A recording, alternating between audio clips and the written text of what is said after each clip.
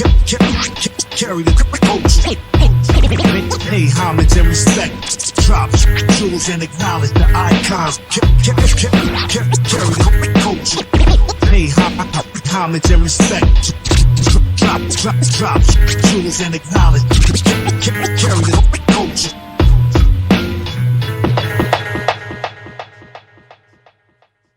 Everybody, we are super excited about this one. This is episode 164 of the Carrying the Culture Show. It's your boy Tamal, like Jamal, but with a T. We're back. We're here on YouTube, no longer on IG. Too much censorship nonsense going on. So we're back. We're here on YouTube. I was trying to fumble around with the controls.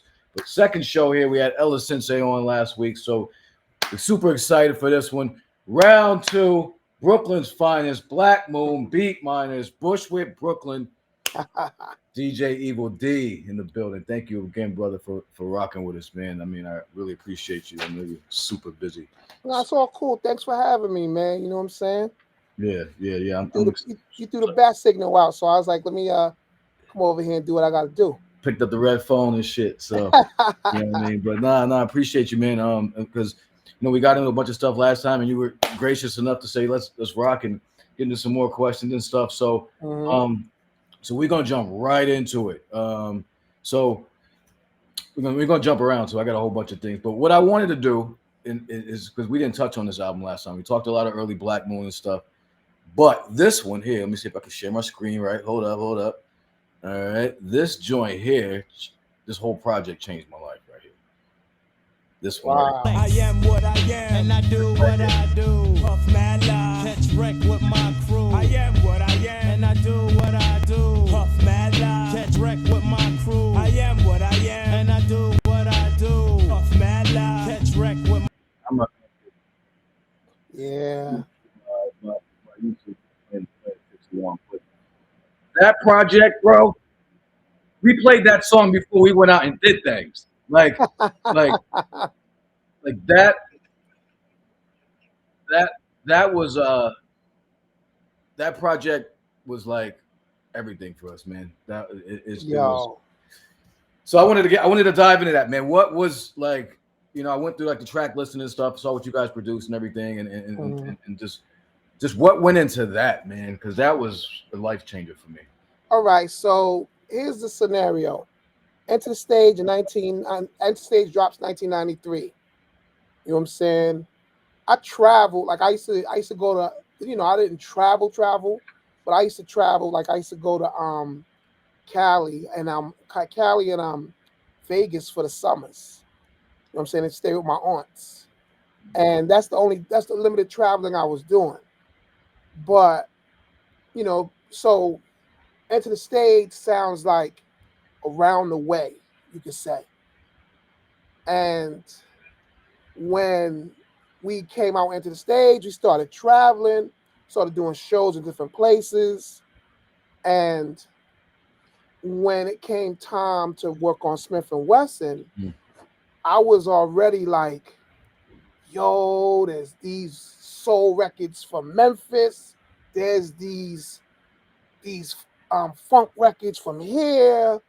There's these LA records. There's these, we buying records everywhere we was at and listening to music everywhere we was at. So the sound only got bigger and better. And at the same time, I finally learned how to work in the studio. Because when we did Enter the Stage, me and my brother didn't know how to operate a SP and a 950. So we would go into the studio with the records and direct the engineer, sample this part, sample that part, put this over here, do this. When we did Smith & Wesson, we was actually banging on the machines ourselves. And it just like, yo, man, like the sound just got better. And at the same time, I also learned how to work in the studio. Right. So I learned, I kind of was on my engineering thing. And, I was making executive decisions when it came to the sound. Like with Smith & Wesson, for instance, what we did with them was instead of having them going, tech goes in first, steel goes in second, we would set the mics up facing each other. And I remember the engineer would be like, yo, you can't do that. The sound's going to leak through. We was like, we don't care. We want that energy. Wow. And they was basically rhyming, looking at each other, rhyming. What? You hear that in the record. Wow. You know what I'm saying? Like Smith & Wesson was in the vocal booth doing their vocals at the same time. So when they was trading lines, it would be Tech and Steel. And you know what I'm saying? And, we was recording them on 2 separate tracks. Right. But, it was just like, yo, we was like, yo, this is how we going to do it. So we keep that energy. Wow. That's so different now, too. I mean, in terms of like emailing verses and stuff back and forth, that you lose that. We like as a family, like we try not to do that. Like when when we did the last Black Moon album, me, Buck, and Five was in the studio together working. You know what I'm saying? I was making beats in front of them, and they was writing rhymes in front of me. Right. It's that synergy, man. I mean, there's something about, I love working by myself, but there's something about being in a group and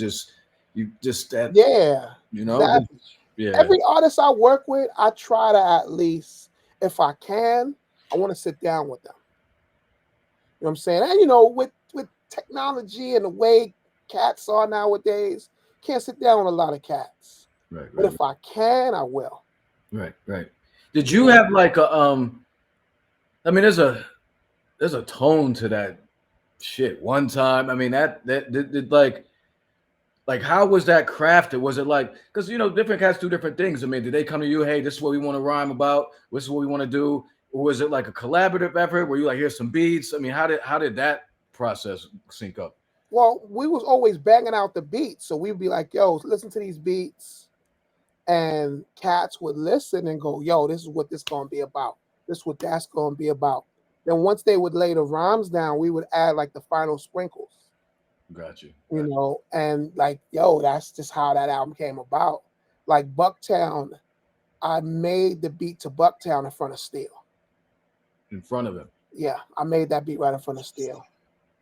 You know what I'm saying? You're able to get that that real-time feedback too. Like, like you see a face curl up or something like. Mm-hmm. Like, yo, I tell everybody like this, one of the best feelings is pressing that start button on the machine, or hitting that start button and watching the MC go.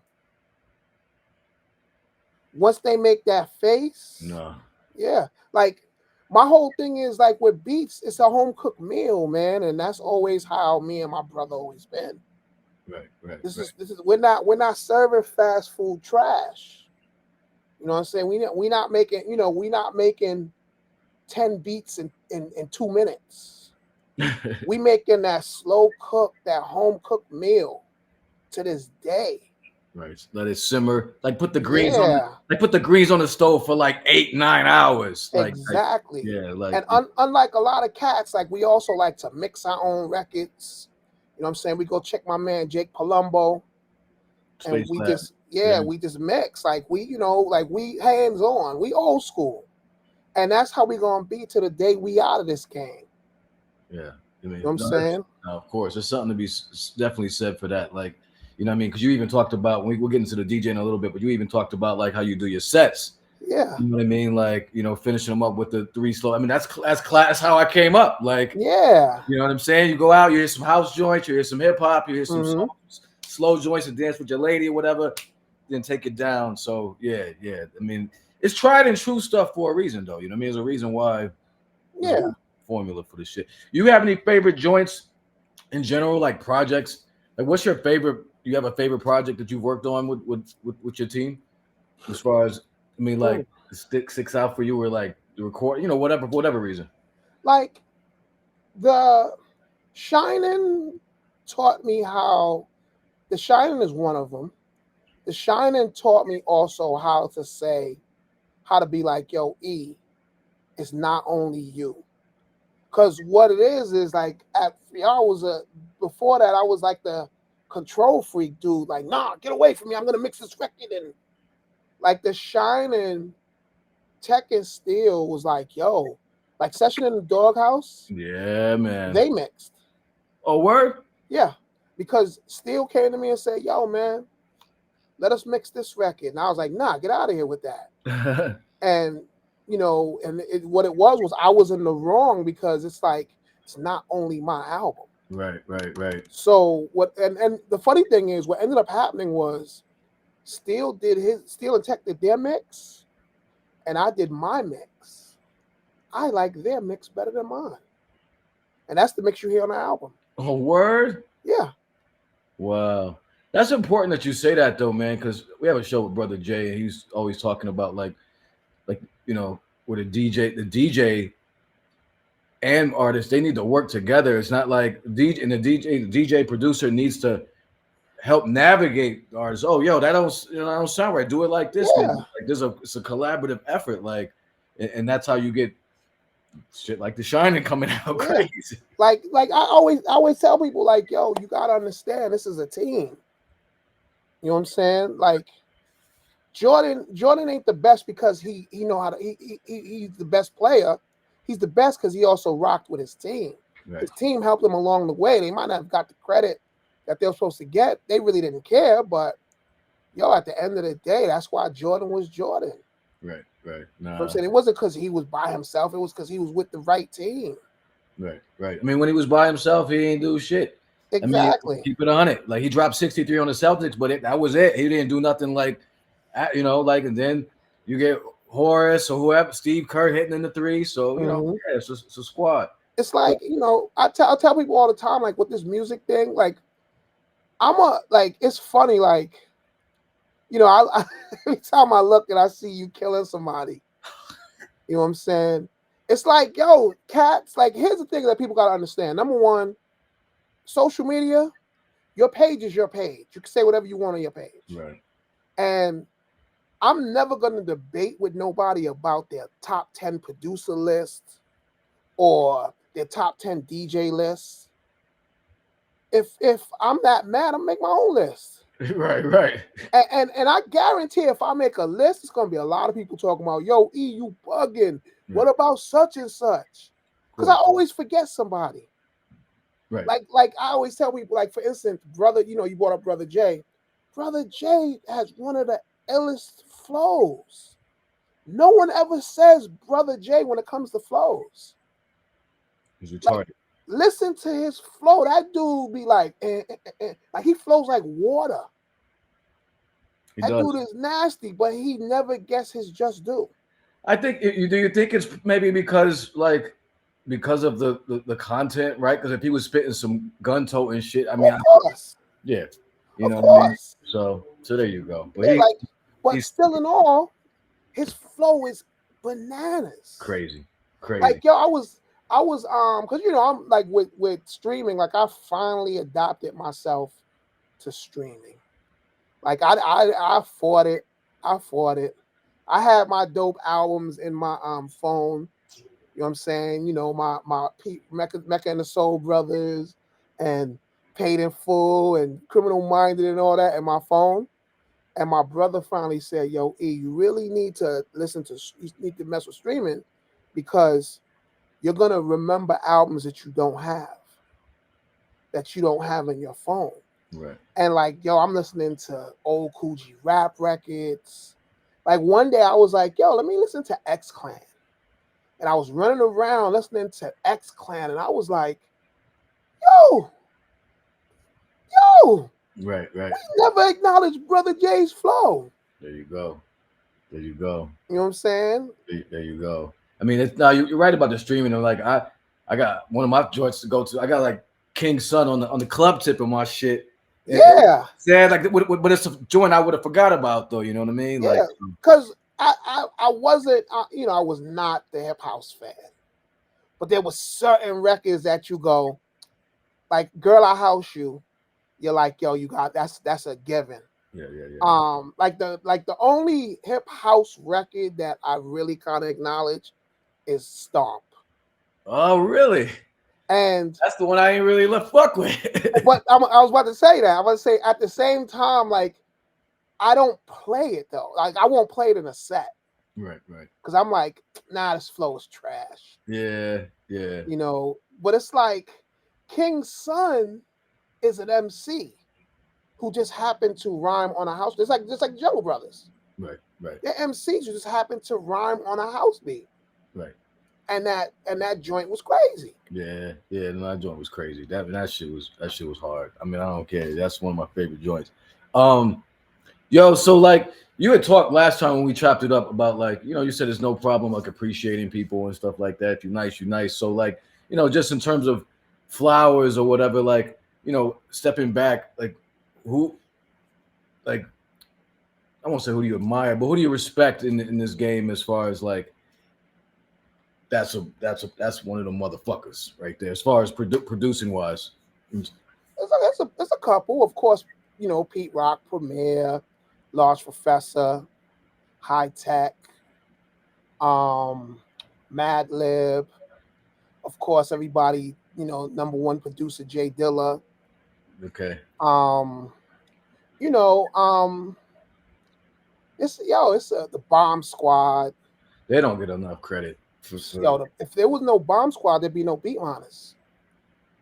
You know what I'm saying? Because my brother heard Takes a Nation of Millions, and that's what made him really want to produce. Whoa. Like he was doing stuff, but he wasn't really at it, really making beats until he heard It Takes a Nation of Millions. That changed his whole. You know what I'm saying? That flipped the switch, man. Yeah, and like you know, Marley Marl, of course, Herbie Lovebug. You know what I'm saying? God rest Howie T. Yeah. Like Howie T chopped up Big Beat in Roxanne, and in the Full Force record, Unselfish Lover. Howie T was heavy duty. Yo, he was ahead of his time. Yeah.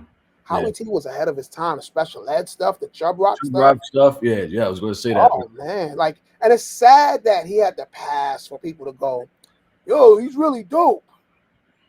Like, yo, at the same time, oh man, what was I can't remember Houdini's producer for some reason. Oh, I'm not sure, but I do know that they don't get spoken up as a group. Yo, their music was phenomenal, man. And I think he's got to be a little older because I feel like, I mean, I'm 49, you're a little older than me, but like I feel like if you're, I don't know, I feel like they don't get their. They don't. And Houdini, like the way Houdini stuff sounded, because it was difficult. They was doing their stuff in London. They would fly to London to record their albums. Really? Yeah. Houdini wasn't recording their albums over here. When it was time for them to do an album, they would fly to London. Wow. And they would record in London. That's why their albums always sounded like that. It sounded like European, like, you know, European funk. It sounded like, because I was younger, so it sounded like, it didn't even sound, I wouldn't even call it, I mean, it was young, we didn't really call it hip-hop back then, but it sounded like music that my parents would listen to, or should listen to. Like older stuff. Yeah, Larry Smith. Thank you, Mike. Thank you, Michael Brown. Larry Smith. Yep. I know he's always, my man always comes through with the answers. Yeah. Yeah. Yo, Larry Smith was ahead of his time. Yeah. Too, with the stuff he was doing. Curtis Blow. You know what I'm saying? Of course, Large Professor. Large Professor taught all of us. Large Professor taught Beat Miners, Premier. I think he showed Pete some stuff too. Q-Tip. Actually taught y'all stuff. How to use our SP1200. Word. Yeah, Large Professor. He's the Large Professor. He's that dude. Like Large Professor is Paul C. God rest his dead. Of course, great producer. Yeah. Paul C. taught Large Professor. And when Paul C. passed, Large Professor had to go in and finish the work that Paul C. was doing. Because he was the only one that had the knowledge. And Large Professor, in turn, taught all of us how to make the SP ring like it does. You know what I'm Yeah. saying? Like anybody in 90s hip hop, it's like my brother always says, there's 6 degrees of Large Professor. Like you ask Premier, you ask Pete, they'll tell you, yeah, I learned some stuff from Large Professor. Everybody, huh? Yeah. Everybody. Like it's a you know, like there's cast that I like. It's like, you know, I'll hear something new and be like, yo, you know, that's kind of, I like the way they sampled that. Right. You know, like it's you know, like, but those the names that I said, and there's more. I just can't think of them right now. Like all them names I said, those are the dudes that make me go, yo, this is ill. Yo, that was ill. You know what I'm saying? The game, yeah, those are all game changers, though. You know what I'm saying? And that's who I bring up. I mean, every time people are like, oh, why you kind of go chalk with it, but like that's who it is, yo. You know what I'm saying? Like those are that's like kind of like the blueprint for this. I mean, yo, do you think that you guys get the recognition you deserve, you and your brother? Hell no. Okay. Hell no. Hell no. Yo, let me tell you something. All right. Like between boot camp, beat miners, yo, cats don't ever give us the props that we supposed to get. And you know, the fans do, but the industry, hell no.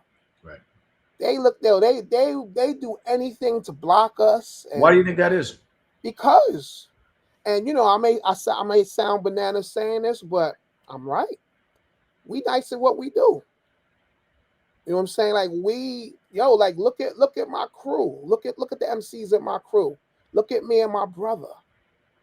Like me and my brother are still here working to this day, producing records and doing what we do, DJing and all that. You know what I'm saying? Like if we was whack, we wouldn't be here. You know, and if we was whack, you wouldn't be interviewing me. Facts. Like what it is a lot of cats, like, you know, when a lot of cats had money and power. And so what they did was they used the money and the power to, to manipulate people, like how the industries run now. Whereas they'll take this guy over here and buy bots and boost up all his plays and boost up all his, you know what I'm saying, interactions online and all that, so that the dude looks bigger. Then what they do is they give him a lot of fake money, put him in a condo, give him a nice car, so that they look like they're successful. And what happens is people see that and they go, yo, is really doing it. Right. But that same dude can't fill up SOBs. Right. They do a show at SOBs, they're putting together their tour, and their tour gets canceled because they can't sell tickets. But then you got acts like the old dudes like us, Nas, De La, Wu-Tang. We go on tour, we selling out places. You know what I'm saying? It's like, yo, like it bugs me out every time we do SOBs, we sell out SOBs. Yep, I believe it. We set a new attendance record at Lincoln Center this summer. Oh wow. When we did the and this is Lincoln Center. This ain't SOBs. And no disrespect to SOBs. I love SOBs. Of course. You know what I'm saying? This ain't no small hole in the wall spots or nothing like that. This is Lincoln Center.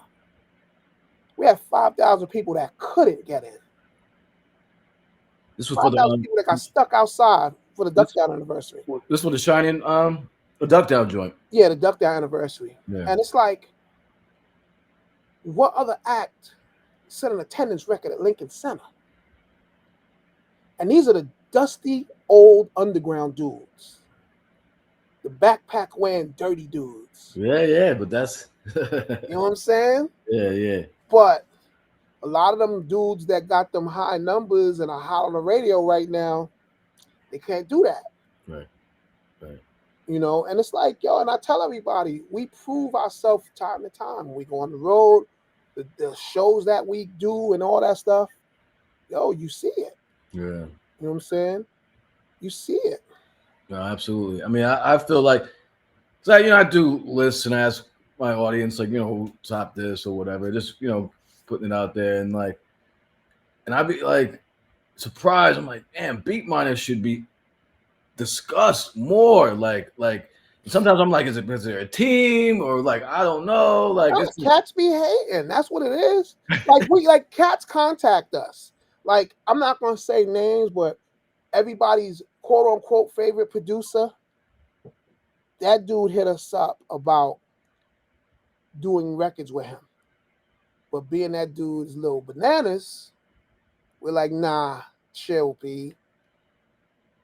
His man's hit us up and was like, yo, we out here and blah blah blah listening to that new Beatminers album, and it's incredible. We need to work with y'all. And we're like, nah. Although, yeah, we'll get paid a lot working with you. Nah, B, it ain't about a check. It's about the respect. And I'd rather have the respect than to have the money that's going to be here for like 20 minutes. Because once I get that money, I'm going to spend it on records and turntables. No jewelry, no car, none of that stuff. Spend it on music.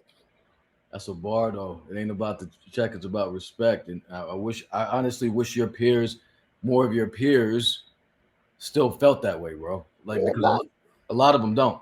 What, you gonna tap dance for chicken? Like that's how you play yourself. Like, yo, I never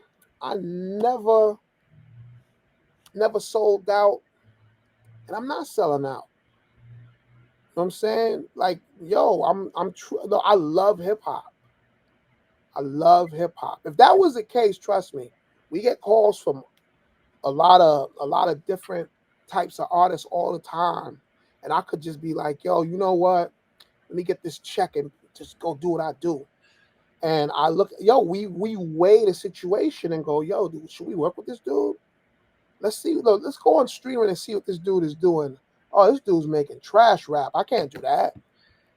Wow. Thank you for listen, man, this is really big, yo, because I can bark all day about integrity and hip hop and shit, but I don't make music anymore. So anything like that. So it's like, but when people, when someone who's still doing it, your status says stuff like this, it's huge because that's not the mentality no more. You see what your peers. I mean, I'm sure you probably look at somebody and be like, damn, he produced for this cat, or damn, he jumped on this shit. Like, but like, and that's the check looks great, but it's like, damn, man, that shit is disappointing, man. As a fan of this, I just want to thank you, man, for even having that attitude. Like, you got to look at it like this, and I'm not afraid to say this. I'm 54. What do I look like making finger snap records? What I look like making, and no disrespect, because there's some of those records that I do like. Right. Like, but what I look like making a trap record? I'm not from the trap. I ride the train. You know what I'm saying? I'm in New York. And I'm old school New York.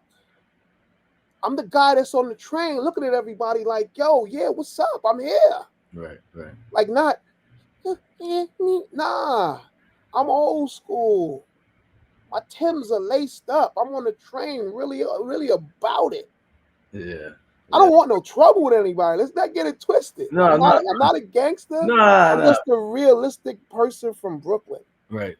That's what you said last time we talked. And it's like, I love hip hop. Yo, it gotta have some type of bass in there. It gotta have, the drums gotta be crazy. You gotta snap your neck to it. Bong, bong. Like, I can't make light in the pants music. Thank you for not doing that. That's how it's funny. I first connected with your brother when I played I was played one time in the whip, and it was like, I need drums, whatever, and he posted it, whatever. But like, we connected through that. Like, hip hop ain't hip hop. I mean, I gotta, like, that's how I came up. And maybe if I came up on like some stripped down shit, it'd be different. But I came up with like, yeah, with everybody in the car, right? Like, got the, like, you sitting there. I mean, that's how we came up, man. Like, you know what I tell everybody? It's like this. It's like, like people, what is hip hop? You know what I'm saying? Hip hop is what you make it. No, rap is what you make it. Hip hop is the art. That's just me. And what it is like MC Hammer. I like MC Hammer. And here's the and I'm gonna say this, and cats are gonna be like, explain this. I'm gonna explain it. MC Hammer is more hip hop than a lot of these MC dudes out here. And I'm gonna tell you why I say this. MC Hammer has a DJ. He has 2 DJs. And MC Hammer respects the art form to the point he took the MC off his name. You know what I'm saying? A lot of people don't know that. Yeah. He took the MC off his name because he was like, yo, I'm not really an MC like Rakim or anything like that. So I'm just calling myself Hammer. I'm an entertainer. What MC Hammer does, that's hip hop to him. Yeah. And it's cool because it's a dope beat. You know, he's looping up stuff and the drums, actually, you can hear the drums. Like, it's not, you know what I'm saying? And now, that's his hip hop in the Bay. You know what I'm saying?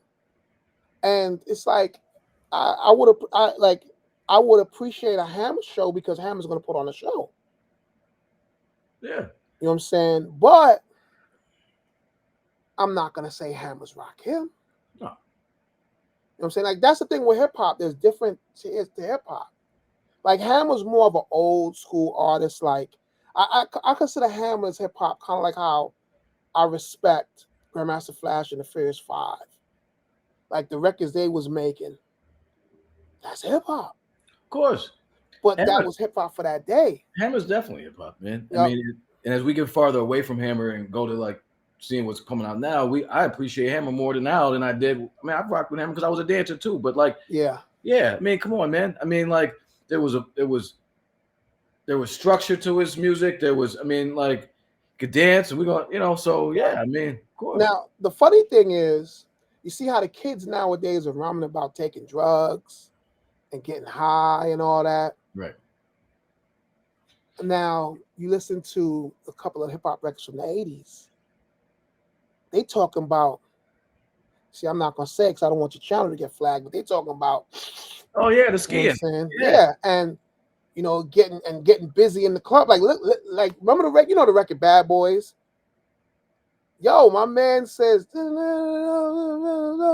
if you get high, you take a sniff of the blow, say, ho!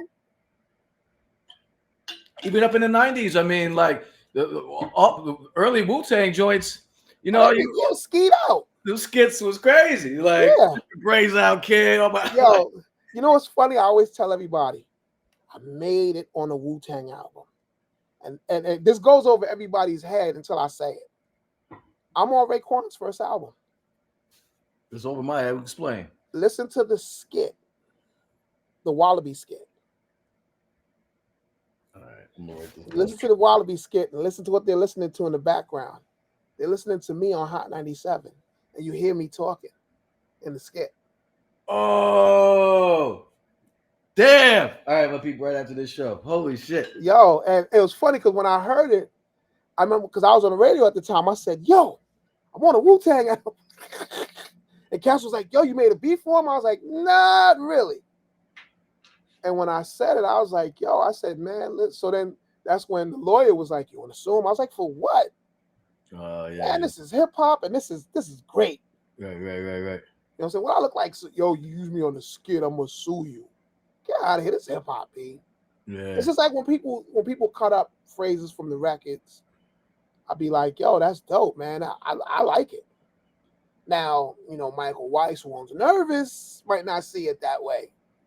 But you'll never see my name on a lawsuit. You'll never see me suing an artist. As long as they use it in good taste. Right. You know what I'm saying? Man, that's because everybody else ready to lawyer up quick. So like, nah, man. Yo, I'm a sample dude. Like I call myself like my brother's first MC, God rest his dead, Rock J. He used to call me DJ Evil Dee, the sample evangelist. And I embraced that name again last year. Like on my birthday last year, I wrote today, DJ Evil Dee, the sample evangelist, was born. You know You know what I'm saying? And like, yo, that's fine. I'm the sample evangelist. That's a dope name. You know what I'm saying? Because it's like, yo, I'm a sampler. I could play and all that too, but I play so nice that goes into the sample. Like, it's not like you hear me on some where it sounds mad thinny and crazy. Yo, You know what I'm saying? So real quick, if then I got a bunch of cool things for you. I'm gonna jump into this. This is one of my best joy. Yo, the Buck 'Em Down remix is retarded. Like, and when I did this survey question when saying, and because Buck 'Em Down is crazy, but it's like name a joint where the remix is better than the original, and that one comes up a lot. Like, I never told you a story about that. No, not the Buck 'Em Down remix. No, we didn't. All right, let me tell you the story about the Buck 'Em Down remix. First of all, the Buck 'Em Down remix is a DJ record, and I'm gonna explain why I say that. So, when we was doing the Buck 'Em Down remix, I came home, I made the beat. You know what I'm saying? I made the beat to the remix, and you know my brother was listening to it. He's like, "Yo, that's dope. We gonna run with that." So we get to the studio.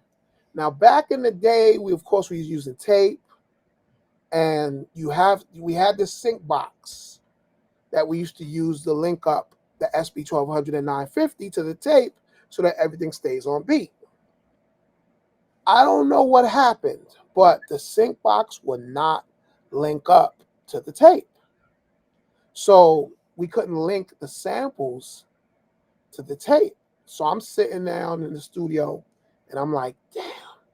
And then the light bulb comes up and I'm like, wait a minute. Back in the day with my 4-track, I didn't have a sampler. So I used to sit there and just make I used to just blend the record. And so I was like, yo, this is what we're going to do. We're going to sit here and I'm going to blend the Donald Byrd with the record. I mean, with the drum beat, because we stripped it down to just the drums. And I was blending the Wind Parade to the joint. Because if you listen, like back then, there wasn't no sampler sampling that long. Yeah. Like, that's me blending the record. That's crazy. And then the scratches in the hook, I'm actually scratching. I'm just scratching the record. But to keep me on beat, I was cutting to the drums. You know what I'm saying? From the original. Damn. So that whole record is a DJ record.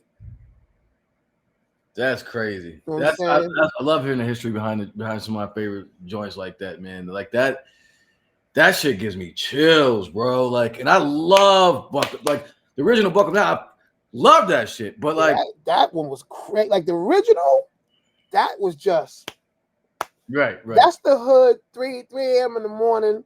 You on the ad with your mans and them, and y'all just hanging out.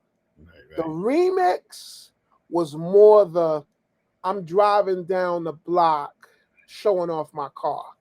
Right. Yeah, that was.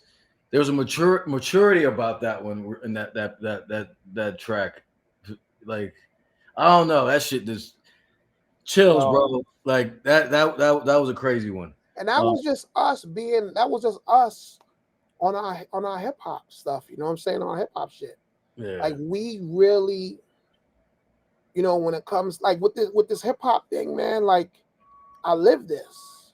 You know what I'm saying? Like, yo, I still make the screw. Like I'm listening to people's records, like artists from my school, from my time. Like if you got an album coming out, I'm listening to it, and I'd be like, please sound like how you sound. I don't want to hear finger snaps on your record. Yeah.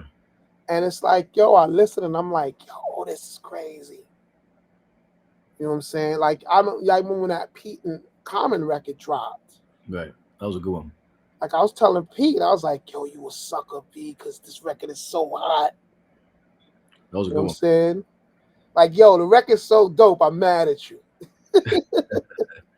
Yeah. Shout out to Common and Pete. I was with Common on Friday. Oh, word. Yeah, we did a party in Brooklyn. Me, him, Dummy, Maceo from De La. Oh, word? Dope. Yep. And the funny thing is, Pasta New shows up. And I'm like, oh, yo, Pasta's in the house. All right. And then I look, Buckshot, who doesn't come outside, shows up for the party. I was like, Buckshot's here? I got on the mic. I say, yo, all the gangs in here tonight. I can't. I'm moving back to CT next year, so I'm gonna be able to come through all them shits, man. So Yo, you more than welcome, man. yeah, man. I'm excited for that. Yo, so if I was gonna ask you, how do you guys? So let's say I look at the Shinin track list, and I see Walt on production, Evil Dee on production, both of y'all. Like, how do y'all beef, y'all fight? I'll be like, nah, fuck that. That's whack. Like, how do y'all determine what's coming out of that? What's gonna be the final joint? Here's what happens, right? I'm gonna talk about how me and Walt do stuff now. Like, I'll make some beats, Walter makes some beats, we make some beats together, and it's up to the artist to pick what he's gonna pick. Oh, okay. You know, like I'll make and then there's times where my brother makes these beats that I'll be like, the hell was you doing? Like that's how dope they are. Mm. And I look at the artist when they bypass the beat, like, you didn't hear that? Like, you didn't hear what I heard? Right. But it's like Walt, like me and Walt, like that's how we work. Like we'll make records. Like, now here's the thing, production, what a lot of people don't realize is production, when us as black people, when we do things, we rename it and bounce it and flip it the way we want. Production's not really the dude making the beat. Production is the dude that controls the session. The producer is the dude that goes, okay, you rhyme on that time, bring the strings up, yo, add another kick to that. He's the dude. He's the director. Orchestrate, yeah, kind of. Like Quincy Jones wasn't piping out the beats. It was Rod Templeton. I'm saying, God rest dead, both of them. And you know, Dr. Dre, he has like a band and other producers under him, other beat makers under him. You know, and he'll get something and go, yo, this is dope. I can hear Mary J. Blige on this. And let me add my little 1-2 add to it. You know? Right. So, but like me and my brother, we're both beat makers and producers. You know what I'm saying? Like I'll make a beat and my brother might come in and produce the whole session. Okay. Or, you know, he might make the beat and I might go in and produce the whole session. Gotcha. You know, but we work together. So, you know, like it doesn't matter who makes the beat. We're going to produce that session too. Yeah, no, that's dope. I was curious how that worked. If there was like mics and shit flying around the studio and fuck you up when we get home or whatever, you know what I mean? But nah, we argue, but it's business. It's not personal. Yeah, of course. You know what I'm saying? Like me and my brother, like my brother always got to talk me off the edge. Cause I'm the dude, I will be like, yo, son, this record needs more bass. Or this record needs, like, I'm the yo, this gotta, these drums gotta sound like this, and they gotta be loud and abrasive. And my brother be like, whoa, calm down. Or like back in the day, I was like, yo, I'm about to spend mad money on a studio. And my brother was like, what happens when the equipment gets played out? And I'm like, ain't no equipment getting played out. You crazy? Look what happened to the studios. Right. You know what I'm saying? Like I was getting ready to put major money into buying a studio. Knowing me, I would have still had it though, because I would have finessed it. Right. But so that's funny. You like, is one of you more of a perfectionist than the other? My brother's more of a perfectionist. I'm the dude that I'll leave a mistake in the record. Right. Because I'll be like, yo, it's natural. I want records to sound as natural as possible. They don't have to be perfect. It's got to be right. You know, like even there's like one of the things with Enter the Stage, like why I think The Shining is a better album than Enter the Stage is because I hear every mistake I made in Enter the Stage. Right. And that's why I like The Shining way better than Enter the Stage. And people argue with me all the time, like, yo, how could you say that? What's wrong with you? I'm like, nah, listen to the sonics of the album. It's more polished. I mean, you Yeah. can tell me in the air. I mean, I'm not an expert. It's just more of a polished. Yeah. I mean, but Into the Stage is Into the Stage. But for me, I mean, it's more. It's just more polished. Yeah. I mean, It's like the Young Brothers' first album. The Young Brothers' first album, the quality was trash, but that album is so classic. crazy. You know what I'm saying? That album is so. But you know, like you listen to it in a big system. Like when I'm cutting up records in the club, and I throw on something from the first album, it's like everything falls, and it just sounds light. Yeah. Like a diet rap or something. Like Yeah. Same thing, like certain old school records, like Strong Island by JVC Force. When I play that record is so light, and I hear the in the vocals, and I'd be like, ah. But at the end of the day, what I also tell people is this: that fan out there is not thinking about that. Only I'm thinking about that nerd stuff. Right. We don't care. I mean, it's just like how people come to me and go, like the one dude said to me, yo, your beats don't got that bang because you're not using that SP. You using that software, son. And I'm like, so you're in my house and you know what I'm using? Like I go back and forth. Like my drum kits are all my drum kits from the SP.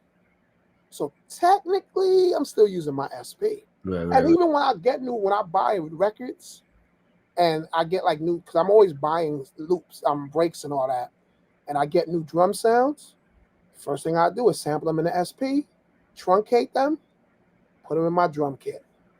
That's damn. So you're still doing it like that's the way. That's your method, right? Yeah. Damn. Like my 950 still hooked up too. So I sit down, I sample stuff.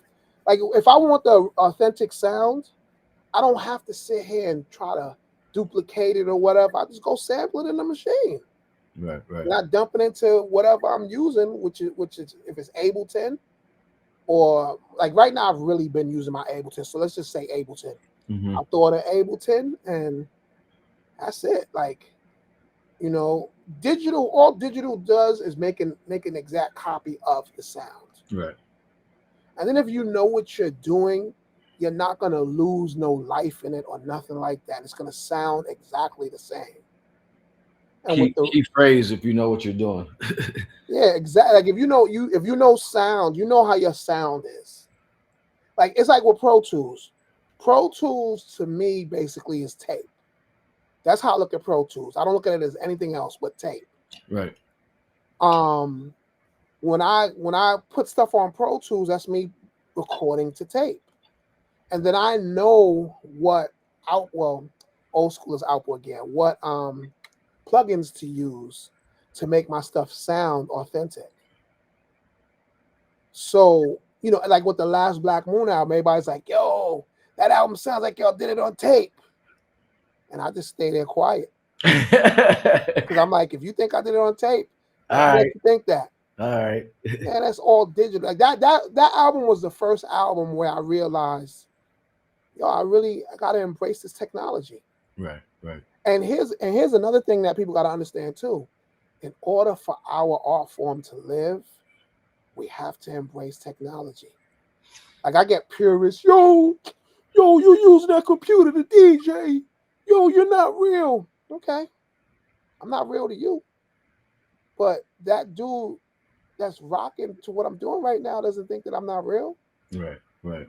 I'm still nice with the scratches. I'm still nice with the cuts. And my blend game is crazy. You know? So if you think I'm not real, then whatever. Right. Brother Jay and I talked about it a couple of times where we were talking about technology. This is a great segue to what I was going to ask you next. We just talked about like the technology is for people who are nice. Yeah. To make their lives a little easier and simpler. It's not for the newbies.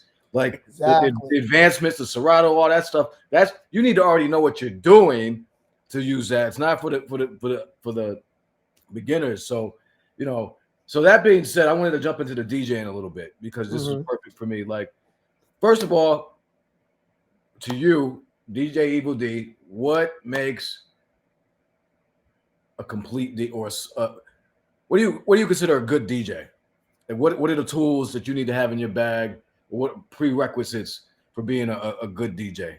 Well, first of all, let's talk about mental.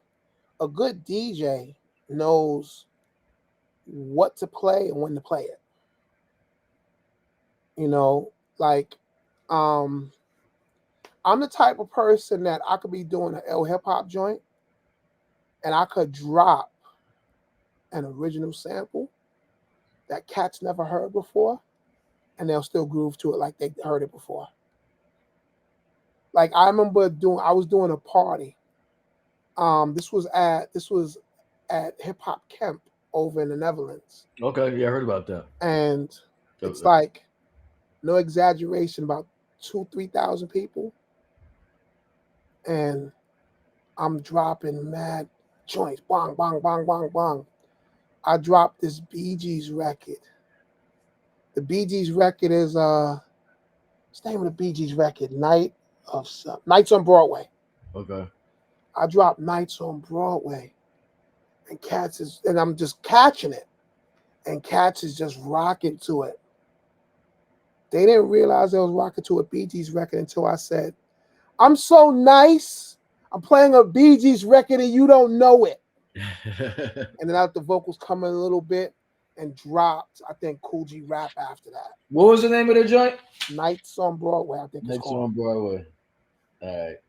Like, a real DJ can throw a monkey wrench in the mix and you'll never know it. Like, it's like how I used to tell people how I break new records. I take 2 records that you know and you love, put that new record in between those 2 records. You're grooving to, let's say, you're grooving to LL. And you're like, oh, this is ill. Then I throw on that new record, rock a verse. Then I throw on that Black Moon record you love. And people don't realize it. Like, one thing with me, I'll throw on a funk or soul break while I'm rocking my hip hop sets. Right. You know, and even with like, you know, a lot of cats are like, yo, I'm not a house head or I'm not a disco head or whatever, but I find myself listening to your disco mixes and your house mixes. I'm like, because the era we come from, hip hop is what you make it. Like, if I take a record and I scratch it back and forth, that record now becomes hip hop. You know what I'm saying? That's a hip hop rule because that's how we was cutting up the breaks. Of course. Good Times is not a hip hop record; it's a disco record. Right. But when we cut it up at a hip hop party, it's a hip hop record. There you go. That's like DJ wise. That's the whole thing with DJing. You gotta be that smooth to drop joints and rock the crowd. You know what I'm saying? No matter what format you're playing. Is scratching mandatory? If you know how to do it right. I feel as a DJ, you should know how to scratch. Okay, that's what we're trying to ask. Of course, you should know how to scratch. At least some. You don't got to be like Rob Swift, but I'm right. I mean, but you know, and I tell people all the time, like when I do parties, I cut and scratch. I've seen you, yeah. And like even when I do my whatever type of music I'm playing, I gotta scratch something. Like, Saturday night, I do the Saturday night dance party, and this episode this week that passed, it was all disco, and I'm catching them disco records, bap bap bap bap bap bap bap bap, boom boom bap bap bap, boom bap, and Cats is like, yo, and it's like, as a DJ, like that's just me. I'm that DJ where I cut up Thriller. Like, and I remember I was cutting up Thriller at Sutra, and I remember Static Selector. Shout out to Static Selector. He was like, "Yo, what made you want to cut up Thriller?" I was like, "Cause I'm a DJ." Cut up everything. And he was like, "Yo, you know what? You're right." You know what I'm saying? Shout out to Static, man. That's my dude right there. Yeah, no, that so scratching. You need to know that. You need to know. You said know what to play and when to play it. Yeah. What is your take on? So check. I was about to go to. I'm going to Detroit. I love my techno. I love my house out there. So I'm always Yeah. Detroit is fucking live. So I'm going to Detroit, and there's a party going on, and it's up and coming DJ, and she was dope. And I'm listening to her playlist or whatever stuff she's playing. I'm like, damn, she's fire. But I'm watching her, and I'm like, ain't nothing moving. And it's not. And I realized, and said I went to her bio, and it said, I'm not gonna air out. I went to her bio, and it said she's younger, and it said she transcends what the purists think about like technology and stuff and this and that, and she just plays good music. And I was like, wait, she's on a fucking controller, I think, with just nothing. I think she's just knob turning or whatever. And I don't know all the technical shit, but I was like, I didn't see nothing moving or whatever. And I get it, people aren't using vinyl like that, but I was like, damn, because here's the thing, I always tell people, I'll put my playlist up against anybody. Give me some equipment, I'll turn the fucking party out. But I'm not a DJ. I wouldn't shit on the culture, and so I was gonna go. And me and my wife, we were like, wait, she's not even trying to DJ, and her whole vibe is like, nah, just I use whatever technology. It's about the music and the people. And so I was like, yo, I can't go hear somebody that's like not even trying to actually DJ. So where are you with all that? I'm not like if you don't have skills, like she's a selector. She's not a DJ. Yeah. She's a selector. She's a record player. Right. Like, and that's what I noticed about a lot of big DJs. Like I watch, like one thing with me, I'm that dude that if you're in a studio, like if you make a video, you could be the worst artist ever. Mm-hmm. But if you make a video and you're in the studio, I'm watching that video because I want to see what you got in that studio. Mm. I'm that guy. And if I see someone DJing, I stop to listen. And I look at the person. And like the one thing that irks me is, I know how I sweat for my money. I know how I do my parties and I try to tear them things down. And I know how I walk out of some parties soaked in sweat. You know what I'm saying? Like like overseas. Like as a matter of fact, next year I'm bringing back the overseas 8-hour sessions where I'm DJing for 8 hours. Anything goes format. You know what I'm saying? House, disco, hip hop. And like those parties, I'm coming out of those parties sweating like crazy. And I know, I get my little bit of money, to do what I do. And it's not even a money thing, but I'm just saying I get my little bit of money. I know how hard I work for my money. Right. And I know how hard I work for those people that come see me. Because I'm a Z-list celebrity. So my fans that come out, all three of them, like I work hard. Yeah. And I never want a fan to walk away disappointed. And then I go to a big event and I'm watching DJ, whatever his name is, fucking doing all this stuff. Yeah. Turning knobs like, Yeah. The knob doesn't hurt. I turn knobs when I DJ. Yeah, I do. Yeah, but you don't see me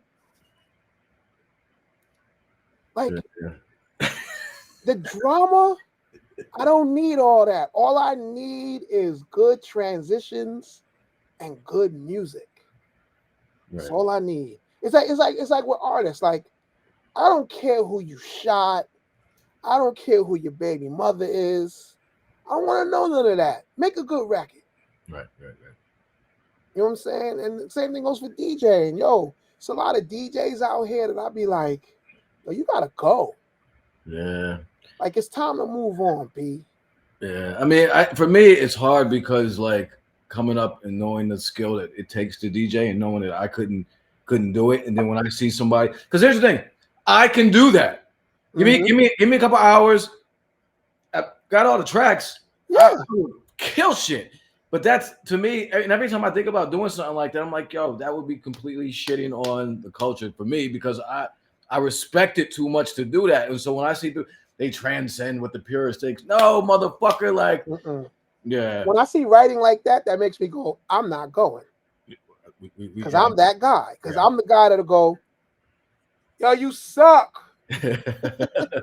Yeah, I'm not gonna say the dude's name. I went to this one dude's party, and he was DJing, and like it was just a suck fest. And yo, I calmly walked up on stage, tapped him on the shoulder, and said, "Yo, my man, yo, you trash, B. I'm going home." Word. Yeah, like, and I don't do that. Right. Usually, I just leave. Just I was so mad and so because I paid to get in. Oh shit. And I was like, I paid for this. Right. And even the crowd was like it's ill. Like I was telling somebody the other day, I said, nightlife right now is at an all-time low. Oh yeah. Because people feel that they're not getting their money's worth. And what I'm trying to do next year is I'm trying to do I want to get cats together in a room, like DJs I respect. And we're going to try to bring this New York nightlife back. And not only DJing, but with shows. Like, cats want to see good shows. Yeah. You know what I'm saying? Like, I don't want to go here, rah, rhyming, and it's just going nowhere. Yeah. Like, a lot of underground dudes, and I tell a lot of underground dudes this, like, yo, B, you're not nice because you rhyme good in your living room. Like, learn how to perform. Right. Learn how to put a show on. Like, yo, Buck, and Five, you know what I'm saying? We practiced and did our thing until we got nice with it. And then I always tell people this too. Everybody gets booed once. Tell the story. Because I'm gonna ask you about this story. I heard you saw that one of the. Oh, I'll tell you this. Okay, I'll tell you that story. I know what you're talking about. Yeah. All right, so check this out. Black Moon, first performance in not a first performance in New York, but our first performance, we had just signed the contract like maybe 2 days ago.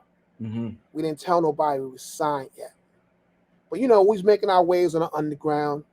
So we go to this club, the Muse, right? Famous spot. Jazzy Joyce is on the set. Shout out to Jazzy Joyce. Love you, Joyce.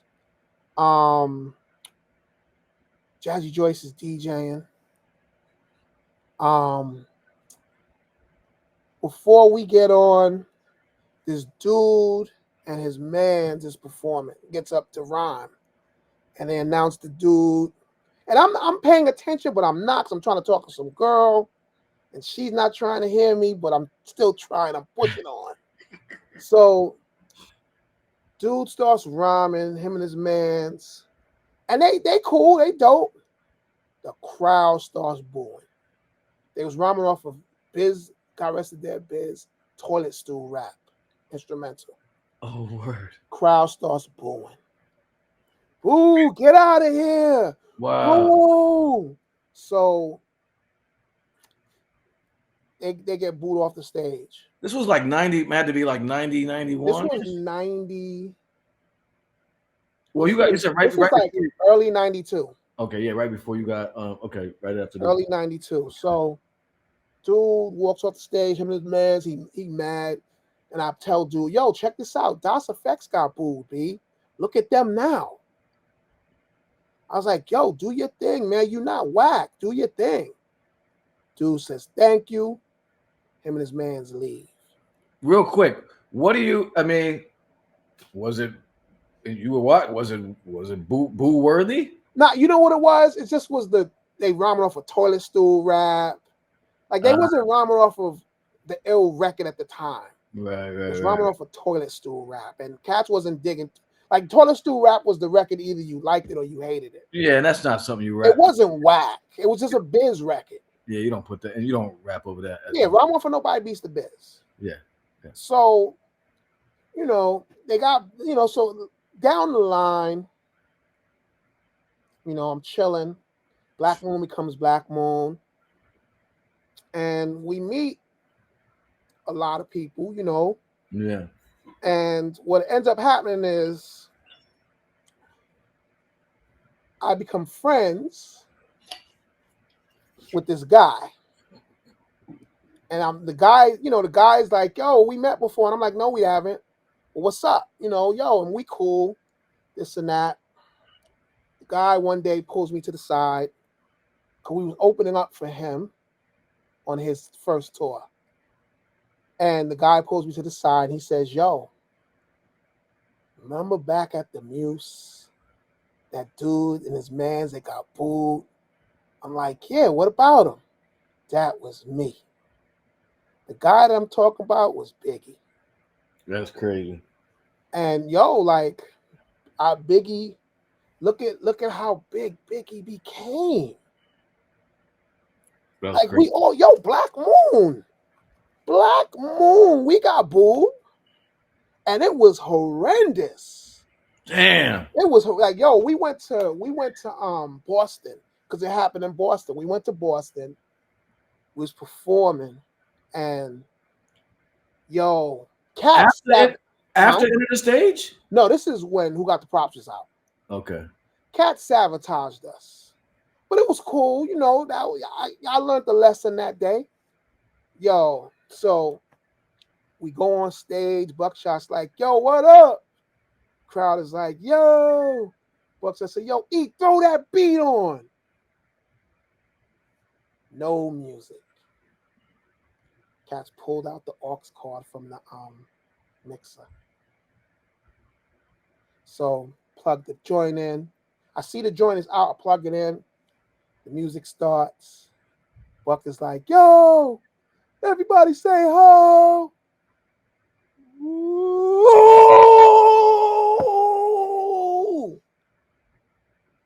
Cats throwing stuff. Get out of here.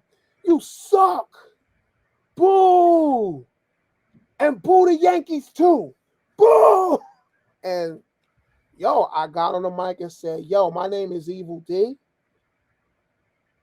We're going to come back here. When we come back here, we're not going to get booed. It was like, boo, shut up, boo. Walked off that stage. The next time we went out there, Enter the Stage just dropped. And we went on that same stage. Oh, Black Moon. Oh. And I was like, I told you wasn't going to boo us. Yo, how did everybody gets booed? That's one thing that has to happen to you. Has to, right? Like, and you need that because like everybody needs a humbling. How do you rebound from that, bro? Like how do you not say like, fuck this? I'm just saying I'm gonna go get my HVAC shit, my CDL, nigga. Like, nah, you know why? Because you look at it like this. I got called out there for a reason to perform. Y'all think my records are nice. I believe in what I'm doing. Right. And not everybody's gonna like what I do. Like one of my closest friends hates Who Got the Props. But I'm not gonna be like, yo, I'm not your friend because you don't like my record. I know my record is dope. You know what I'm saying? It's a classic record now. Right. But at the end of the day, like you have to really believe in yourself. Like you can't just let people dictate your, where you're supposed to go, what you're supposed to do. Like if you believe in yourself, you stand firm on what you believe in. Other than that, you're just gonna be out here being a duck. Right. It's like, yeah, man, like everyone gets booed. I've seen cats get booed. Remember, this is New York. Yeah. New York back then was cold. Yeah. You had to be nice. Yeah, I seen out of town rappers like pack it up. Yo, one of the illest things I seen, and this was in Jersey. Jersey used to have a club called Sensations. Yep. And we used to travel to Sensations. Wow.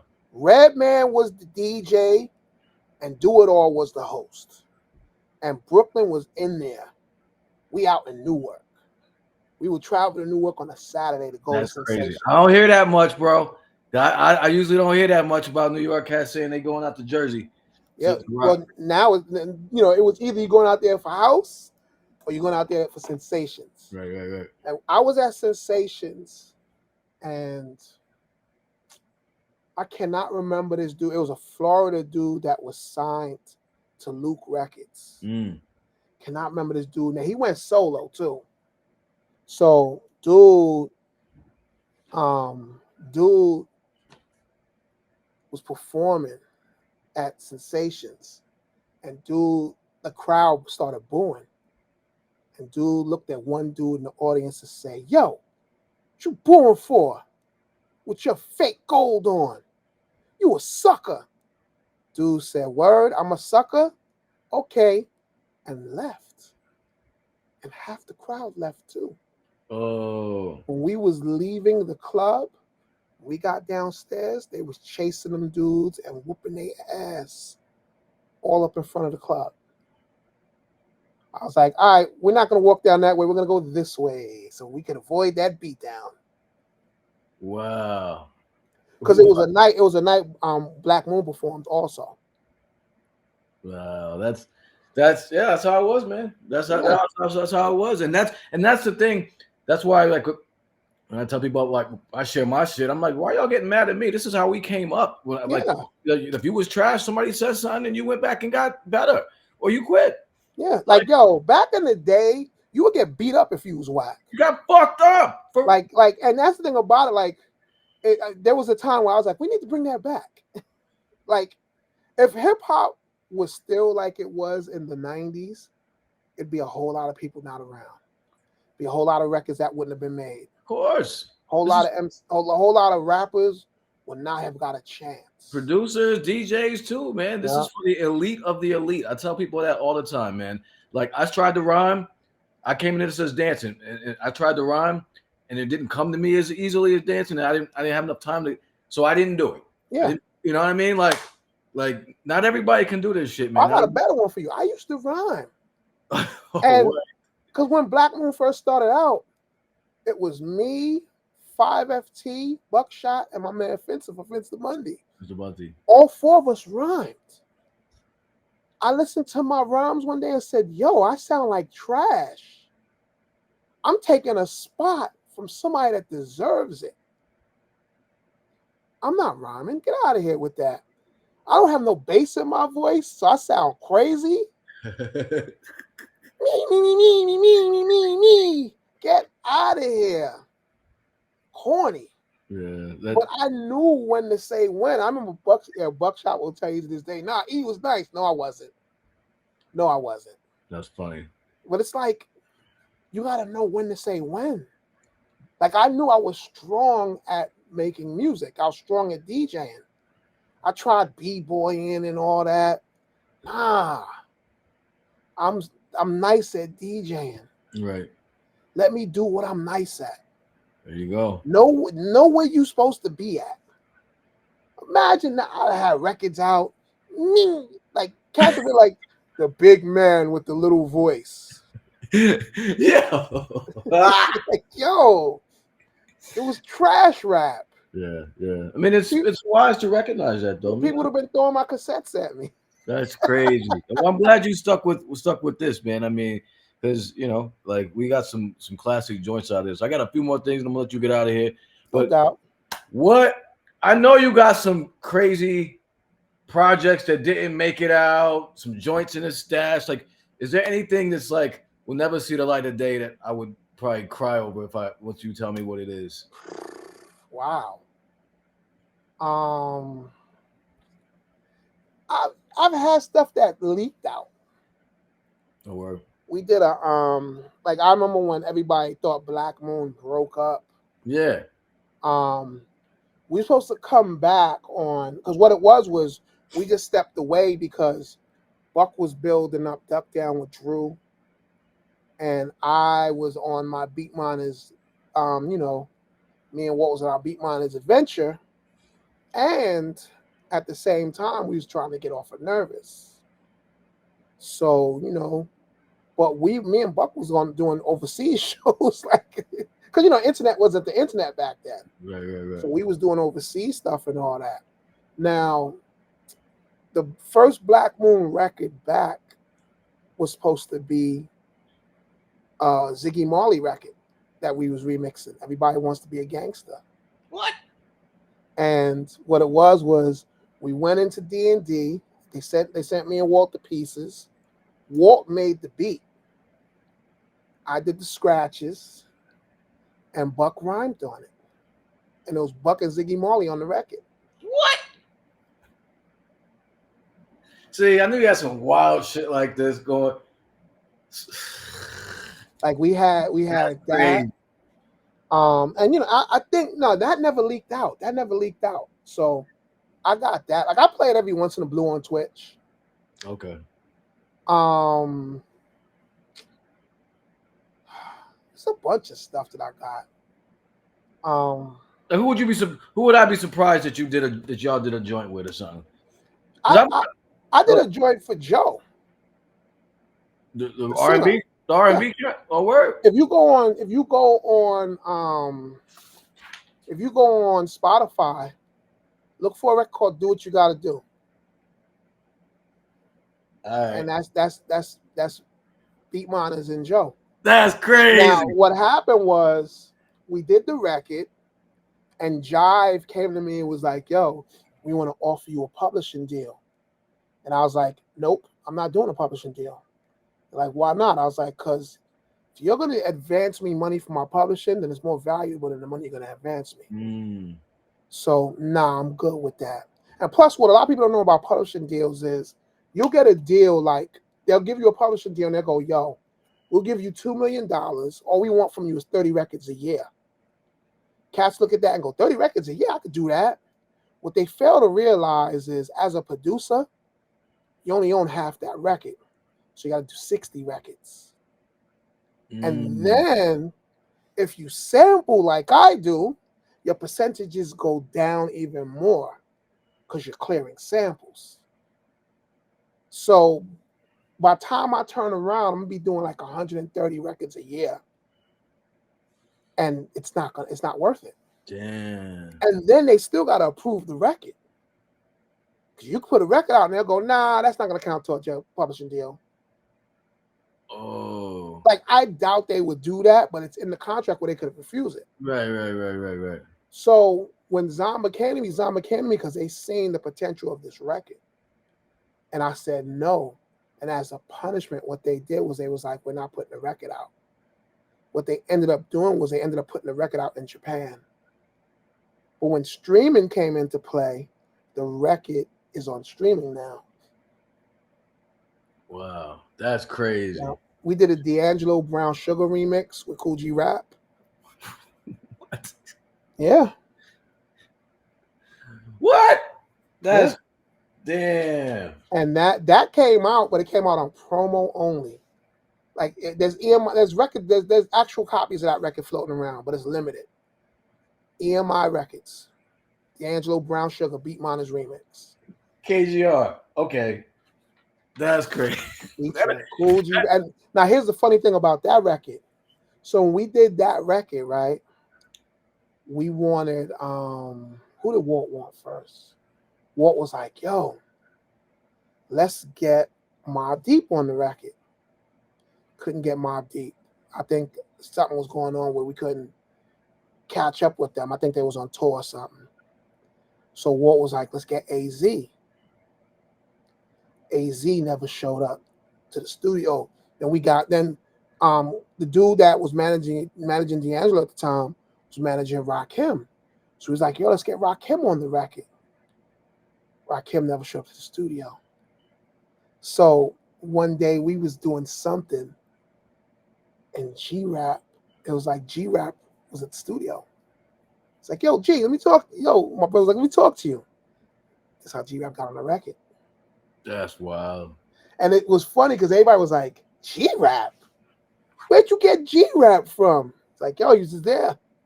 I'm about to look that one up. I'm gonna see if I can find that one. Like we've done like it's records we've done, like Smith and Wesson, Nothing Moved But the Money. That's a bootleg that got bootlegged. I'm still wondering how that leaked out. Crazy. But that was something that wasn't supposed to see light of day. Because we couldn't clear the sample. It was a Rod Templeton sample. Okay. Heat Wave. And he was just like, he didn't even listen to it. He was like this. No. And that was the end of that. So that's supposed to be for the show soundtrack. Damn. So that with that process, I mean, you just hit the artist up and just try to ask for permission, and it's like, yes, I mean that's a wrap after that. After there's like no, right? I mean, yeah, they can say yes or no. Like Rod Templeton wasn't clearing samples, so he was like, "No, I'm not. Get out of here. Okay. Like I don't even want to hear you." He's like, "Yo, I produced Thriller." Wow. Like Rod Templeton did all the Heat Wave stuff, and he was doing all the Quincy Jones stuff. So he was like, "No, get out of here." Wow. No. But Quincy Jones was one of the easiest person. Him and Barry White, got arrested there both, was one of the easiest people to clear. We did I Got You Open, Barry White cleared that for us with no problem. We did Reality, Killing Every Nigga in Sight. Quincy Jones cleared that record with no problem. The crazy thing about that was I'm in LA on Black Moon. It was Black Moon, She Raised Walls, opening up for Ray and Ghost. And we're performing at the House of Blues in LA. Okay. I'm walking in with my turn because we like to take my turntables. Walking in with my turntables to my dressing room. Across from the dressing room, there's another small theater. And I look at the sign on the door. It says Quincy Jones and Herbie Hancock. I said, "What's this?" The dude was like, "Oh yeah, they're doing something over there." I said, "When?" He said, "Probably like a little bit after y'all show or something like that." I'm like, "Yo, I'm going." He's like, "Yeah, your laminate is all access. You can go in there if you want." I'm like, "Hell yeah." We finished performing. Our hotel was right across the street. So I ran across the street through my turntables in my room, ran back to the House of Blues, went to the Quincy Jones and Herbie Hancock thing. It was over. And I was like, "Oh, man." And I ended up meeting Quincy Jones. The funny thing, Quincy Jones, when he met me, he says, "Yeah, you used Summertime in the City for your reality record." He said, "I love the way you said." He said, "What did you do? Why did it sound so nice the way you sampled it?"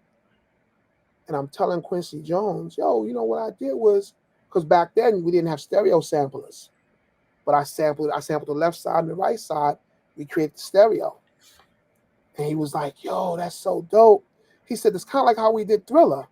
He said, "What we did with Thriller was we record a guitar, we record it straight into the board, then we'll have two mics on the amp." He said, "So that way everything sounded wide on that." I said, "That's why that album sounds like that." Wow. And Quincy Jones turns around and goes, "Hey, Herbie, hey, meet Evil Dee."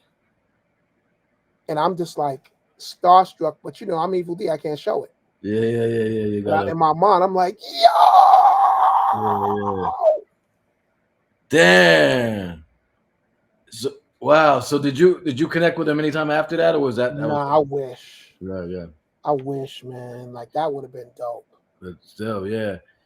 Yo, do you go ahead? Oh no, that's cool. No, do you think that is there a way to bring back dancing and hip hop again, and as a thing? I talked about this recently. I said, "Man, I wish the dancing was around. Wish people not even just dancing like in shows or rappers and dancers, but like even at the club, everybody too hard now, right? And like it's like people don't really dance.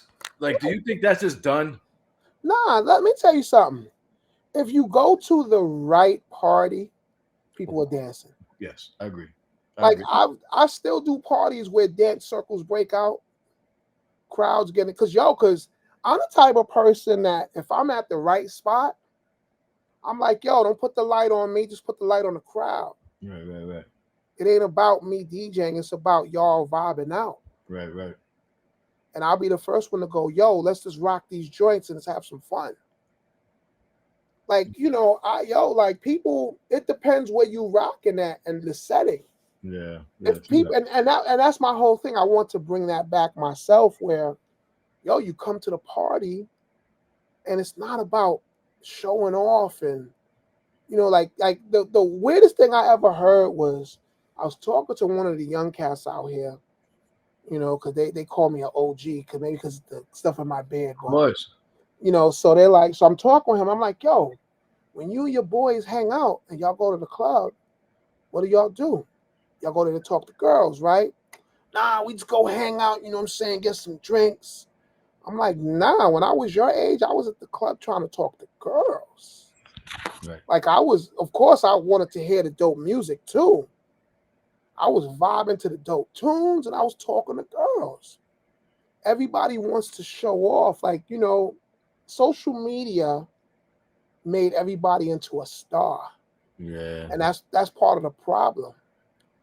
Like back in the days, we went to the party, we got into our little scuffles with whoever. Right. You know what I'm saying? But we partied. Like the tunnel was a dangerous place. Yes, it was. But we still partied. Like I had fun Even the in hard club. rock cats, even the hardcore, like yeah. Like I've been to back in the day, I've been to mad spots that got shot up, spots that cats just started wilding. But before all that happened, we was dancing and having fun. Right. You know what I'm saying? I'm watching Kid Capri. This is back in early 90s. Kid Capri tearing up the Octagon. Kid Capri is catching 900 number. We all, hey! Mike Tyson is walking through talking to girls, grabbing girls up. Hey, bitch, you with me now. And yo, it's crazy in there. And it's like, that's what it's about. Right. Like, you know, it's funny because the Limelight right now is for sale. Oh, word? Yeah, the Limelight went on, is for sale. And I said to somebody, I said, yo, if I had money and investors, I would buy the Limelight. Classic, legendary spot. And what I would do with the Limelight is I would, of course, have the big room. I'd recreate the whole Limelight, the big room, the chapel, it would be the Limelight again. Right. But it would be more of a club and a performance space. Then on the other side, instead of making it into another club, that would be more like a studio, DJ school, production school, DJ school. And, you know, that way I would make my money back because it would also be a regular studio. Right. Like I would make it would be a campus. Because that building is big enough to be called a campus. It's big as hell. And that's what it would be. It would be like Limelight Campus.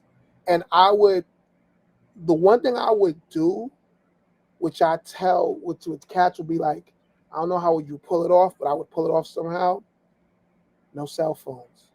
No cell phones. Be like, you got to come in. When you come in here to party. It's not about showing off to your friends. There'll be no bottle service. Right. Like you go to the bar, get a regular drink like everybody else. Yeah, get a drink. Yeah, bottles. And because that's what kills New York nightlife. They concentrate more on the liquor, the bottle service, the who's gonna be there. How about it's dope music, right? And keep it at a moderate price. Right. You know what I'm saying? Because that's another thing. Like, I'm not paying $60 to see some dude DJing without DJing. Right. Telepathy DJing. Like, yo, B, get out of here. Like, I want to see a DJ catch and wreck. If an MC gets on, he got to catch wreck too. Right. Like, that's the era we come from. And, and it's funny because I tell my nephew, me and my nephew talk a lot. And I always tell my nephew, like, yo, I wish you was around when I was your age because you would really see how it's done. Yeah. Like all that going to the club to hang out with your boys. You could do that around the way. Just play ball, you can sit on the stoop. Yeah. You know what I mean? Smoke a L or whatever with your peoples. But yeah. Like I'm me wise. I'm that old school dude, and I want to bring that old school thing back. The problem is a lot of these new kids don't look at it like that. They look at, oh, yo, that's boring. Yo, that's whack. Yeah. Yeah. But there's a crowd that wants that. Like people I would throw parties more for people our age. Yeah, of course. I mean, if you listen, my man just said it here, big up DJ Goomba, Death Squad. He said, he was just like, that's a good idea. Yo, I would, because here's the thing, I still do what I do. Like, you still do what you do. I'm 50 years old and I still go out and try to get my shit off. Like, yeah, of course. So I would be there. I mean, I know a ton of people would be there. So I mean, the young cats, some would come. I mean, I know. No, they would. Like I'll tell you like this. Like, and this part of the thing I was telling people, I was like, yo, like, I want to bring back the idea of parties. Like, like, okay, we're a little bit older, so we're not staying out till 4. Yeah. So, 2:00. I'm good at 2. You'd be the latest, and start a little early. Serve food up in the joint, so you get your eat on, get your little drink on, everything moderately priced. Right. Not where you're paying like $30 to get in and $18,000 for a sip of some liquid that looks crazy. Right, or but the drink $20 might even be watered down sometimes too. You know what I'm saying? Like there was a I used to always tell people, like, I used to, back in the days, we went to a small spot. Like we'll go to Bar 16, which eventually turned into Sutra, and we would do our pregame. Yeah. Because you're getting like drinks for nothing. Right. And then by the time you leave from there, you go into the club. You're right. So now you go to the club, you don't need a drink. Right. You just want to hear the music and get your dance off. Right. You know what I'm saying? And it's like, do it, man. We'll do it. I'll support anything like that, man. For real. I mean, whatever you. But and that's why I'm excited to come back home next year so I can see some shit live and stuff. Yo, before we get out of here, I do want to know, and I want you to tell the people what do you have going on now? What do you have going on in the future? Where can they, catch you to Twitch? I mean, just it's hard. If you fuck with somebody now, you got to really find where they're at. You know what I mean? It's not like before. So what's good? All right, production wise, we got a new artist coming out named John Brown. That's coming soon. Okay.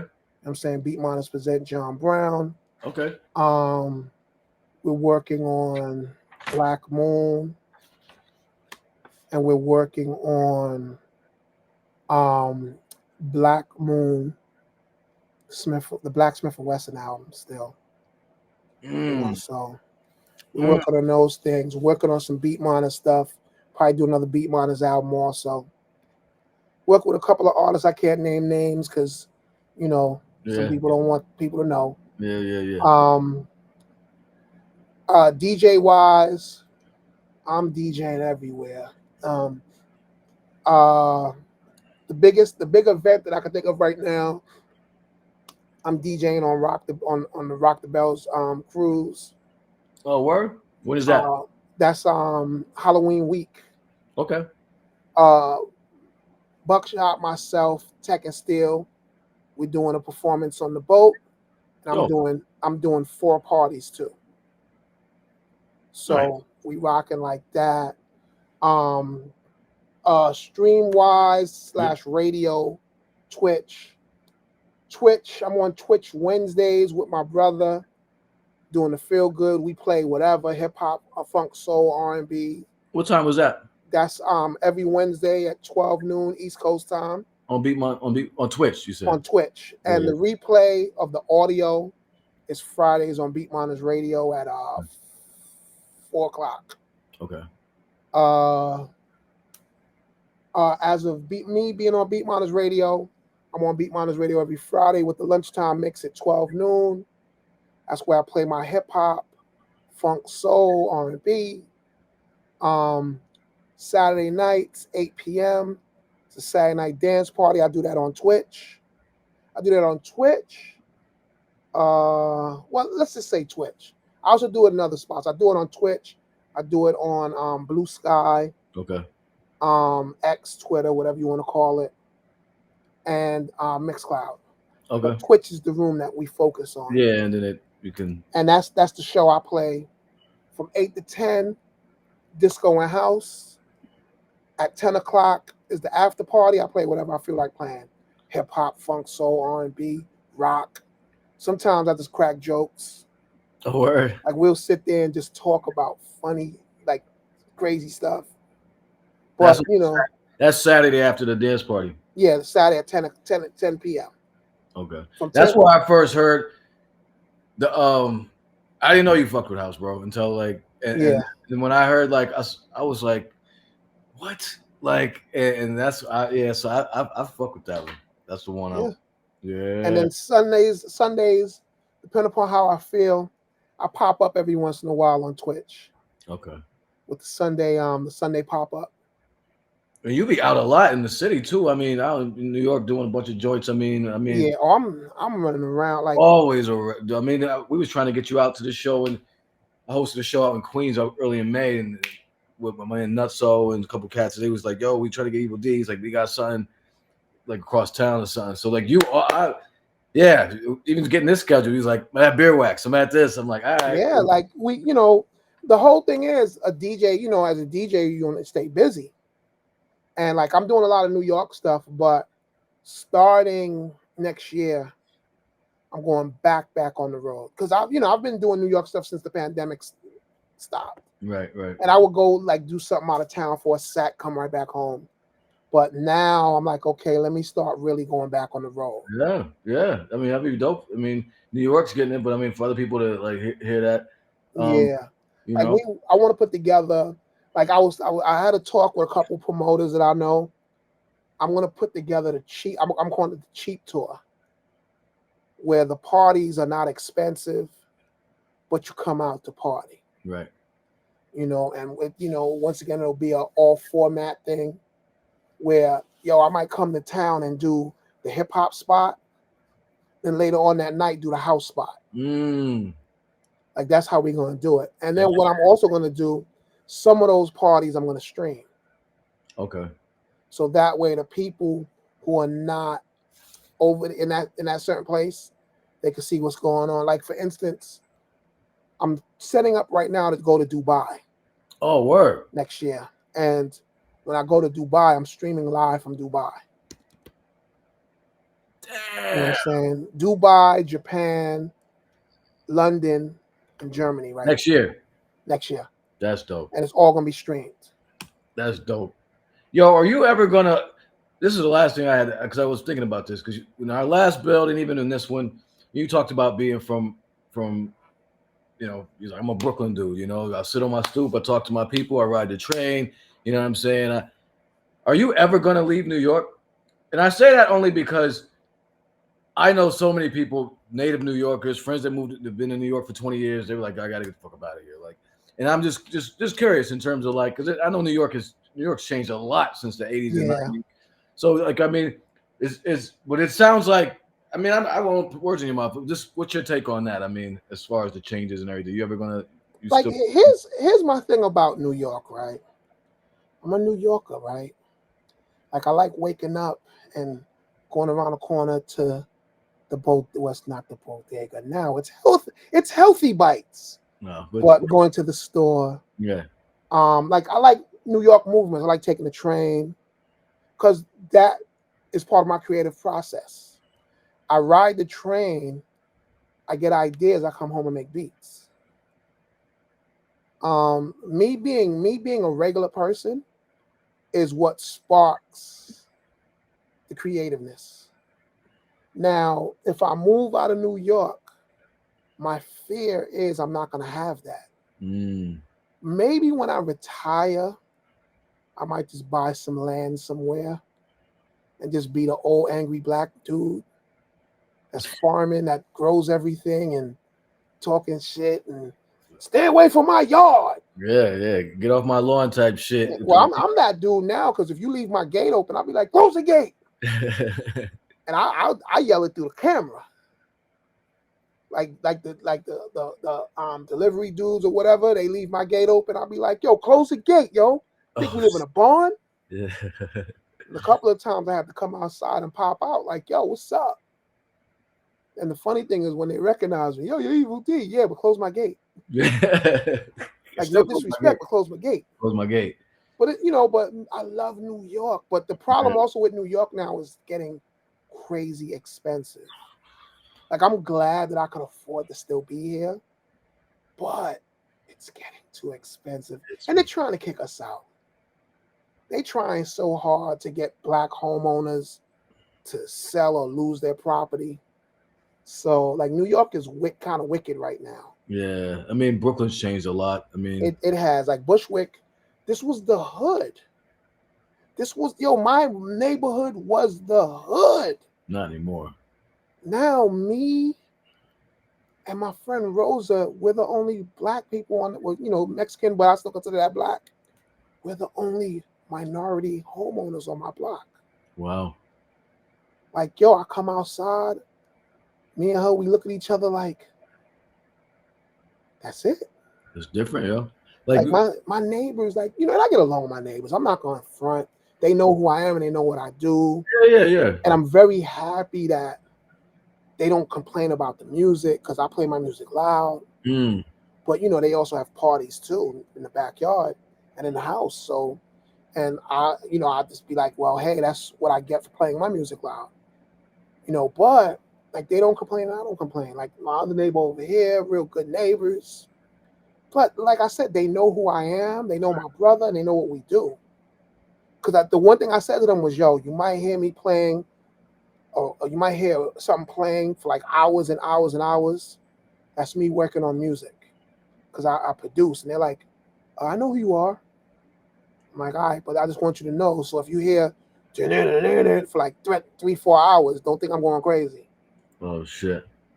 Like, so it's a source of inspiration for you. I mean, yeah, like New York is inspiring. Yeah, it is. Like, but for me to experience real New York, what I have to do is see. One thing with me is I still struggle with insomnia.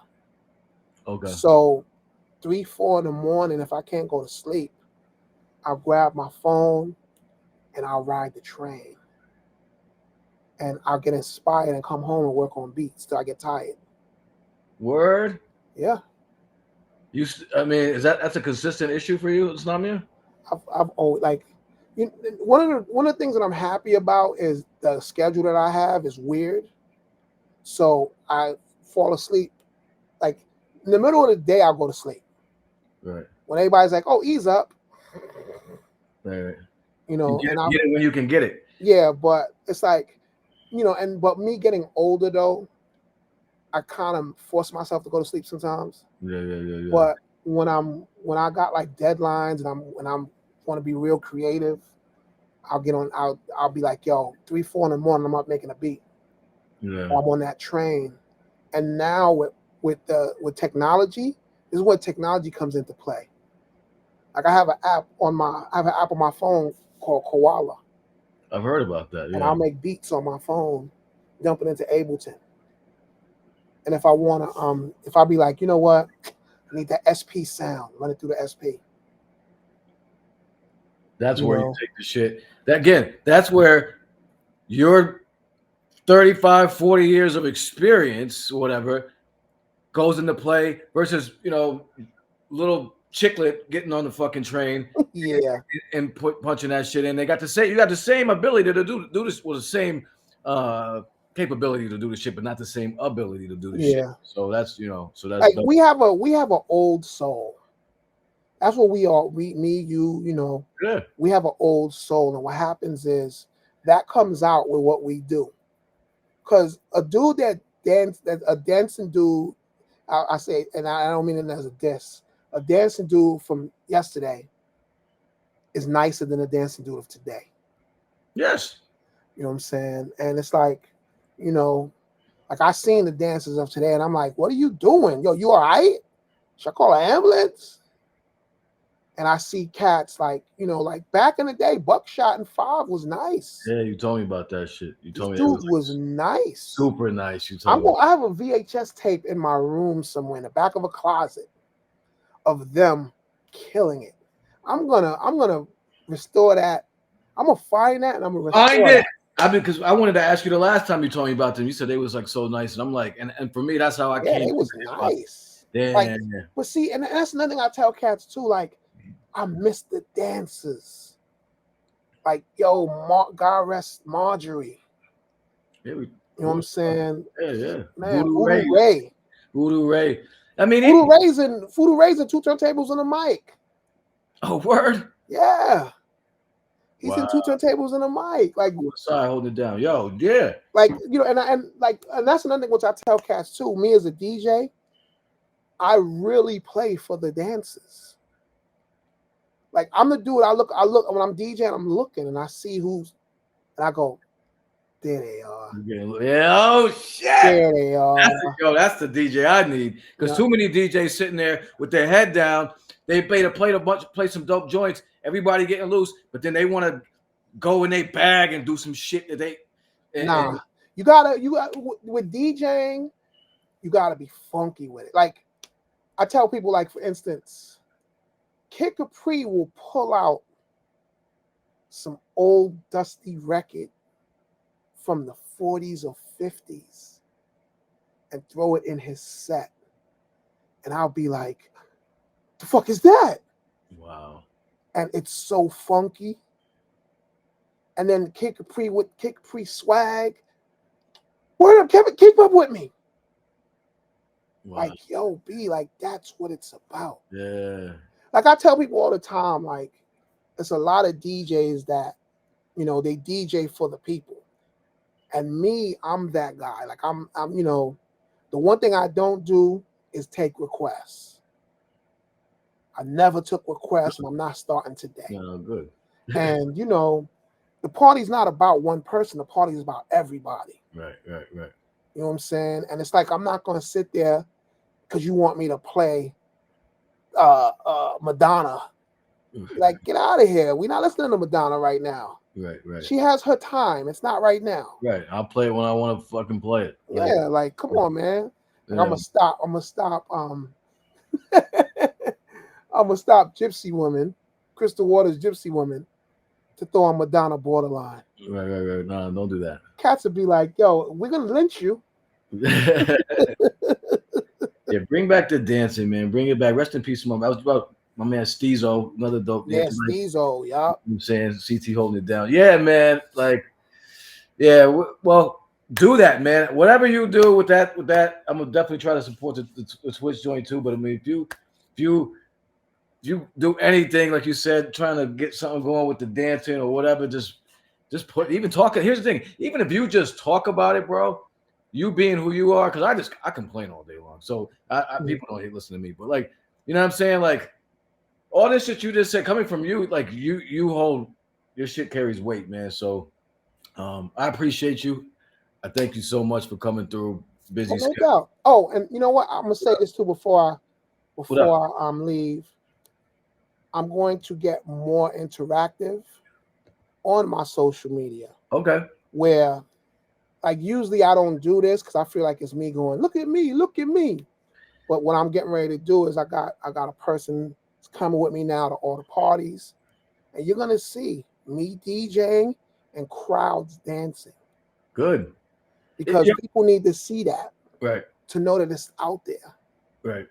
You know I'm gonna share something real quick, man. Like, I have a digital marketing company, and like a lot of cats our age that are into rap and hip hop and stuff think like you thought. Like, we don't put ourselves out there because it's not, but it's different now, yo. Like, it is. This is your resume, really. You know what I mean? So it's like, and it's your connection with everybody. So like, and people want.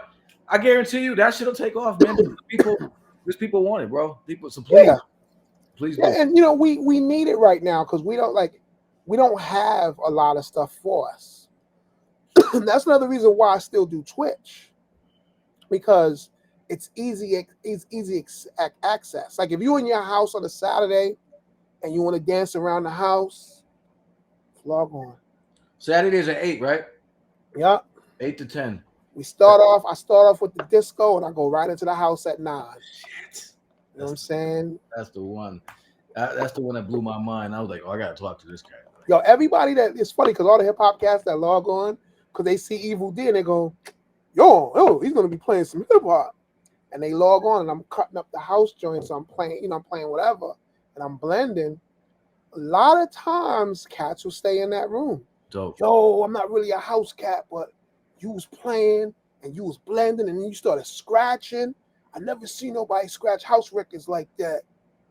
I'm I ain't really seen it either. Yeah, Like, technically, the rule is you're not supposed to scratch house records. I know, yeah. I'll tell you something. You're not supposed to touch the record on the turntable.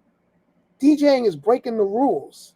Right. So if I could be creative with it and I could keep you dancing while I do it, I'm doing it. Right. Like I'm not like I'm on some rhythmic. Yeah, just right. I can still keep my groove going. Yeah. While you you're not because that's what it's about. Like once again, I said I'm playing for the dances. Right. And one of the things that I'm happy about with the Saturday night dance party is people hit me up all the time and they go, yo, me and my friends, we was hanging out, and yo, like you was the soundtrack to us hanging out. Dope. Like people, like we have people in the chat room, like, yeah, I'm at my house with like 16 people.